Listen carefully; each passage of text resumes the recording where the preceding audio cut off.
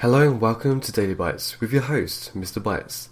And today I'll be talking about the good points and the bad points of Riders Icarus, the game, the RPG which loads of people are waiting for. It comes out next month in 2016, and yeah, I liked it, but there were a few errors and things I didn't like about the game, so I'm going to go through those now. So I'm going to start on the good and bad points. There's only one so far that I found, and that's graphics. It's not too bad, but it's a little bit outdated compared to the games that are out there now, like Black Desert, which has amazing graphics, and Blade & Soul, which has a unique graphic style, where Rise Icarus is about 2 to 3 years behind with the graphic styles. They need to improve the graphics, but it's a bit late for that now. But the graphics itself, as they lack a little bit, it helps your PC run the game a bit more smoothly. So now I'm going to talk about the good points. So the good points are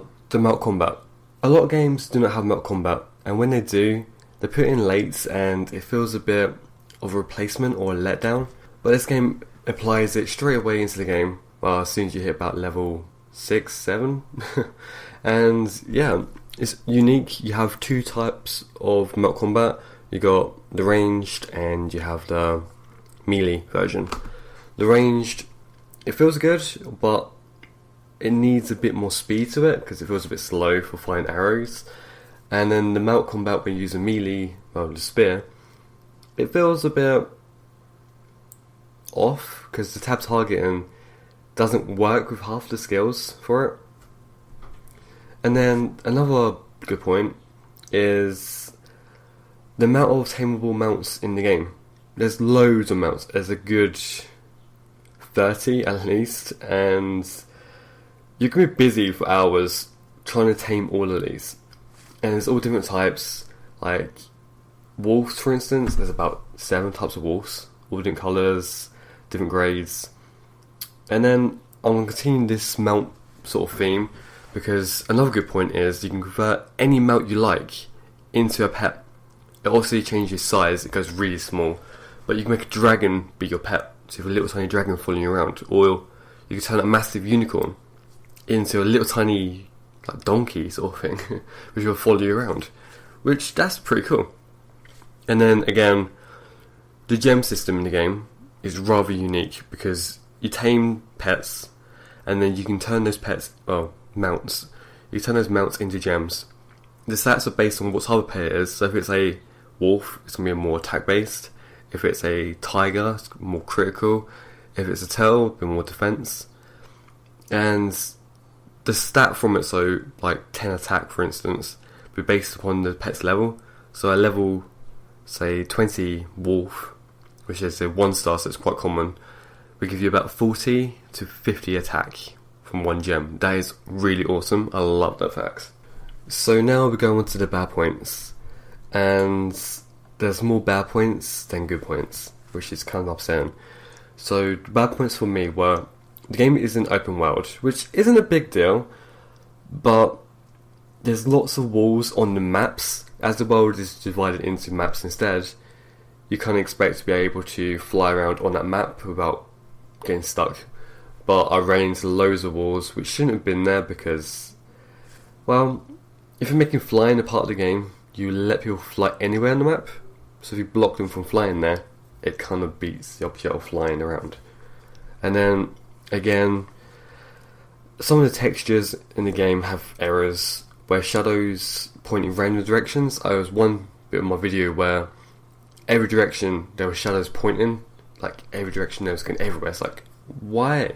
It should be all facing one direction, unless the sun is directly above, and then there should be little tiny shadows. But the shadows were long, but there's everywhere. So it kind of made no sense, as there's only trees around the sides, so the shadows should be pointing some across the road, and then some into the rest of the trees. And then the shadows aren't affected by like surfaces, so if the surface is curved a little bit, the shadow would be still the same. So that makes no sense. And then going on to skills. Normal skills seem to be a bit sluggish, like when you press a skill, it happens, but it's like you push the button and then it happens, not at the same time. And when you use different skills in different orders, they don't seem to chain well, so you've got a bit of a delay in between, which is rather annoying. And then going back onto the textures of the game, people who lag seem to get stuck in floors, which is hilarious. But if you're trying to make a party and people aren't able to get to the party because there was loading in and it's running and they run under the stairs, and then we had to wait for them to relog before we could actually get in. So yeah, wasted a lot of time. A hardware issue for the game is it relies more on the CPU than the GPU. So your graphics card becomes kind of pointless and your processor gets loads of work. So your PC gets rather hot, so your fans be kicking in, your PC be really loud. If your CPU is around 3.3 gigahertz or lower, your fans are going to go nuts. Just letting you know. Another issue I ran into was about the taming. When you start taming, it's a bit confusing, as you have taming points straight away. So you look like you can tame, because it tells you can tame, stuff like that. But you can't until you've done the quest. And once you've done the quest, you can tame. But then again, when I was learning how to tame, what it told me to do was press the skill and then jump onto the mount. It doesn't tell me when to press the keys. I thought I had to spam them, which I found out I didn't. All I need to do is wait until it lights up, then spam it then for about 2 seconds, and then stop, and then wait for the next key to light up, and then do it again. But it seems like a waste of time, because there's massive gaps in between the keys lighting up and when the mount is trying to throw you off. So yeah, they need to explain that a bit more. And the crafting system, they need to explain a bit more in-depth version of it. They're kind of missing a lot of help, which players are going to need if they're new to RPGs. And then another issue I had, this is my last one, armor. So when I started the game, my armor changed a little bit as I was leveling. And then once I hit about 10, my armor barely changed. It changed colour and a few little tiny details changed, and that was it. I like games where your armor changes like drastically. So as you level up from 1 to 10, your level 10 armor looks twice as good as your level 1 armor. And it just seemed the same. There's a few little changes, like my shoulder pad got bigger, but not much. And my belt looked the same, my boots looked the same. And when I got to level 19, I think that's when I ended, my armor looked the same. My weapon changed, but it started not changing, like just changed colours. So they kind of need to add more styles of armor, because yeah, it's just wasted. So okay, this is the end of my little moan and advice sort of thing. So out of 10, I would give this game on graphics about a 6. Gameplay about a 7, because it isn't too bad. I played worse, but it could be a lot better. Overall, I'll probably say the game is about a 6.5 out of 10. And I'll probably say Black Desert in comparison is about 7.5 to 8. So yeah, if you want to play a good game, Black Desert, but it's more work involved in playing it. At the moment, Rise of Icarus is a new game. It's not a lot of work to be the top player once it gets released. You just got to play the game regularly.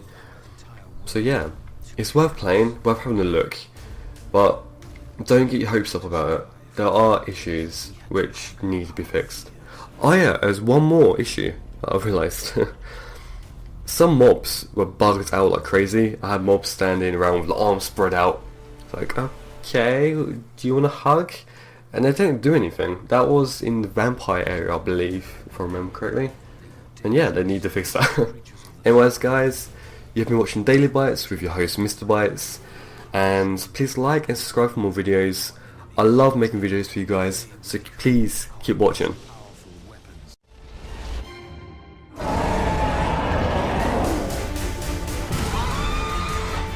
And our key to victory. Now, we don't run from evil. We rise above it.